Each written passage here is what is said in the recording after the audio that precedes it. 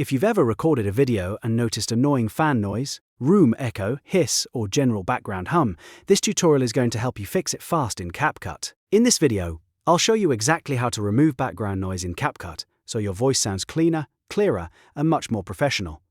This is one of the easiest audio cleanup tools inside CapCut, and once you know where to click, you can do it in just a few seconds. If this video helps you out, make sure to hit the like button and subscribe for more simple tutorials just like this. Alright, let's jump straight in. First, open your CapCut project and go to the timeline. Find the clip that has the audio you want to clean up, then click on it to select it. You'll know it's selected when it becomes highlighted.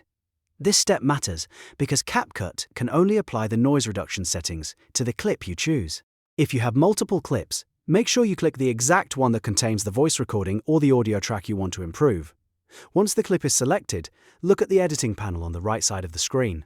Depending on your layout, this may appear in the top right area of the interface. From there, click on the Audio tab. This is where CapCut keeps the sound controls for your selected clip, and it's the place you'll use to clean up unwanted noise. After opening the Audio panel, look for the Basic section. In this area, scroll down until you find the option labeled Isolate Voice or Noise Reduction, depending on your version of CapCut. When you see it, click the checkbox or toggle it on. CapCut will then begin processing the clip and reducing the background sounds around your voice. This can help suppress things like air conditioner noise, keyboard clicks, fan hiss, room echo, and low-level ambient hum. After turning it on, give CapCut a moment to apply the effect. Then press play and preview the audio carefully.